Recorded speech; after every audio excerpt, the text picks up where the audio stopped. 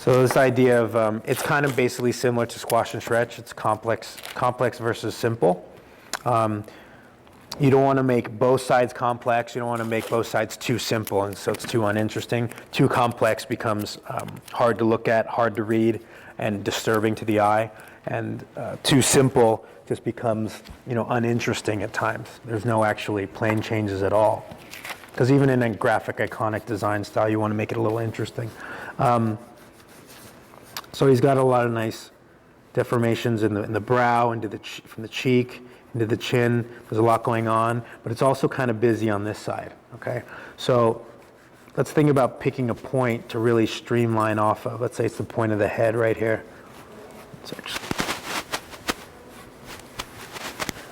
And actually can make it a little easier to read.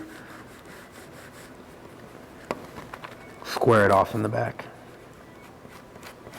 Once again, you're using the public as inspiration and to inspire, designing a character from them, and also really capturing their essence and their story. It's not so much about doing a caricature of them. That's a different art form altogether, okay? There are elements and traces that will show up automatically in your sketch and in your actual design. But, right off the bat, you don't have to go out to actually try to do, the theme park caricature, approach. So now that we have this simple side, now we can make this the complex side. You really push that cheek out, right? And straight against curve is something I'm always going to be talking about, so you'll hear me throw it out quite a bit, and hopefully it'll be beaten to your brain enough that'll start to really make sense. So we get a straight, and then we get a nice S curve, and then he hits a point here. We get a reverse to his chin, okay? Reversals are very good in character design. It flips the eye around and allows a different element to the actual design.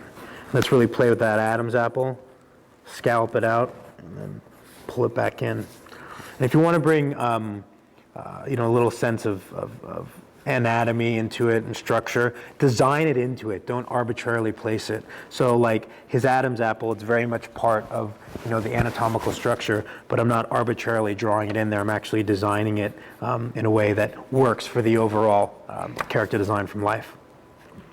Maybe we'll actually put neck muscle in there, and then how I might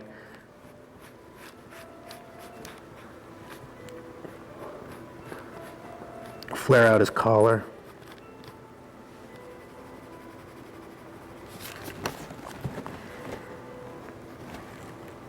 And then to avoid, getting a tangent in here, you can actually push to pull the nose out to a lot bigger, or we could actually make it a lot smaller. But decide one way or the other, Let one element dominate another, Don't always, you don't want to let things compete in terms of, I've talked about volumes competing, negative space competing, patterns competing.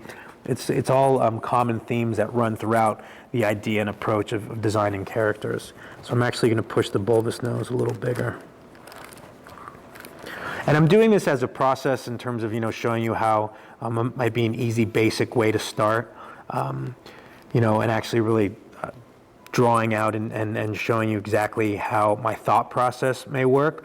But if I'm drawing with pen and so on and so forth, if I know I'm going to make his nose bulbous before I start out, you wouldn't see me put this big line in right off the bat, You become more efficient in your line work, the more you do it. And obviously based on the medium you use.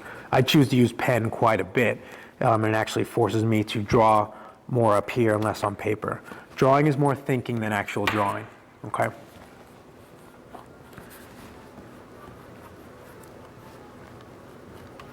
I really like these lips, but I feel there's too many straights in this already, so I'm going to make them kind of curved on the top. And to actually, complete the structure of his cheek, I'm actually going to make sure I get a little bit sense of his cheek on the screen right side. Curve, straight.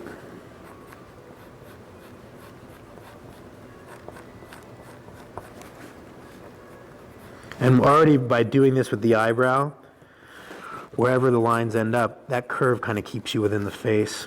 I think he's looking down over to the right.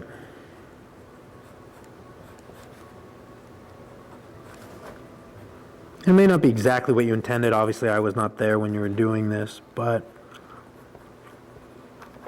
some things you can really pull out. Once again, using the public model as inspiration, not copying, but inspired, being inspired, taking from it, and working on your design skills.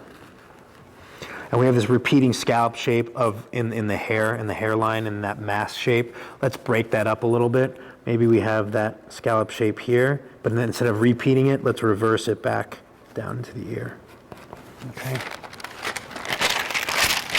So this is what we started with. Once again, talking about complex and simple, or simple versus complex, whichever side you choose.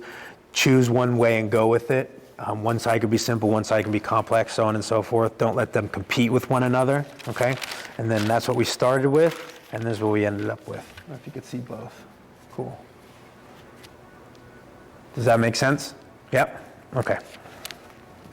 And you can push things different ways all the time, It's just what I'm actually gravitating towards based on the first thing I see.